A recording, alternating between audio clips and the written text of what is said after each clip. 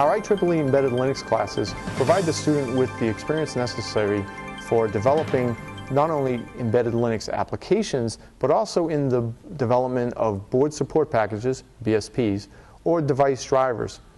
These three areas are the main areas of development when you're creating development systems or embedded target systems based on embedded Linux.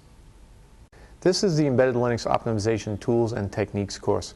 We start this course with a review of our basic debugging embedded Linux tools and techniques, typically using the Eclipse framework for both local and remote debug.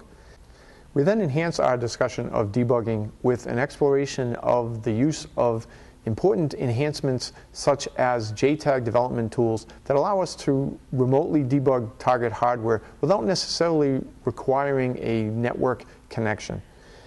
This debug capability is very important as we move more and more away from a pure application development standpoint and closer to a deployment of a true embedded Linux application.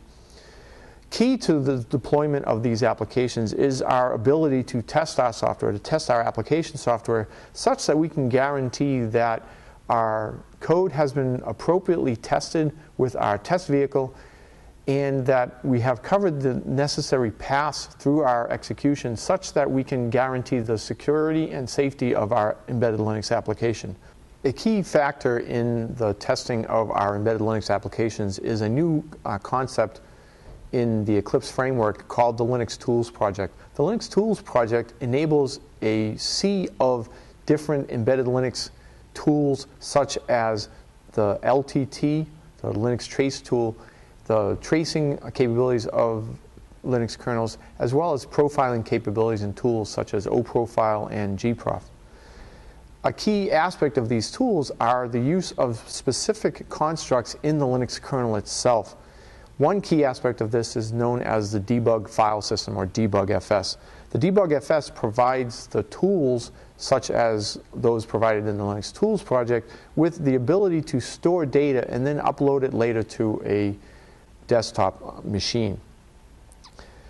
This data is also available through our advanced logging capabilities in the Linux kernel through the tool known as the logfs, or log file system. The log file system allows us to periodically take snapshots of data from the Linux kernel and put it through the debugfs such that we can then later review it and guarantee that our application is doing what we expect.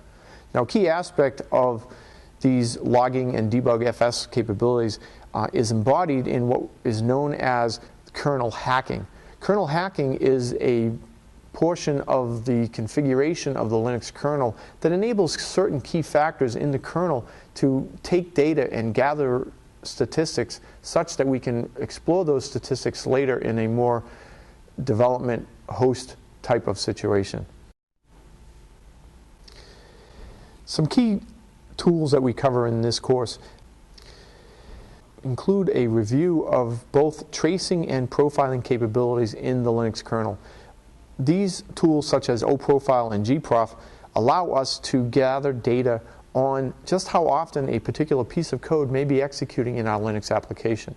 Typical application code has 10% of its code running about 90% of the time, so it's key to find that 10%, to identify it and allow us to gather our tools for optimizing that 10% of code such that our application will execute better in the field. In addition to these tools, we need to have a discussion and an exploration of methods for measuring our embedded Linux performance. How do we gather these statistics? Where and when can we get data off the Linux kernel such that we can then focus on that 10% of code that we want to optimize?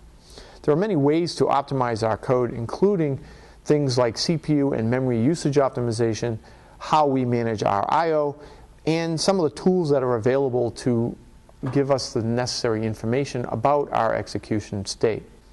A good example of these execution state tools is a tool known as Valgrind. Valgrind allows us to see some of the memory interactions of our application and allows us to identify some of the key areas of memory failures, such as memory leaks or memory overruns. These are key aspects in the safety and security of our Linux applications and can impact our application in weird, non-obvious ways.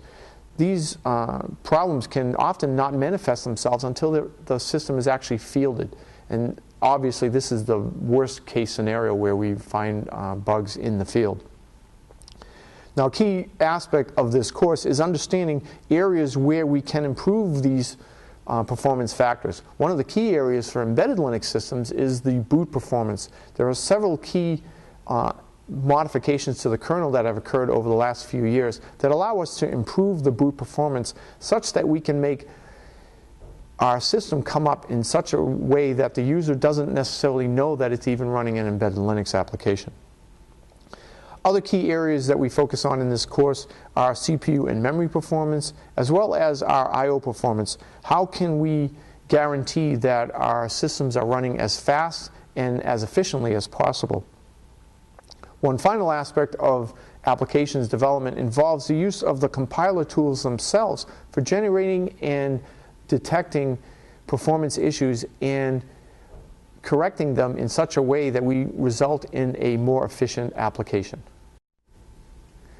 The IEEE Embedded Linux course series provides the student with the necessary skills for developing new and exciting embedded Linux applications, for developing and building new embedded Linux hardware platforms, and also for developing new and exciting device drivers in an embedded Linux context.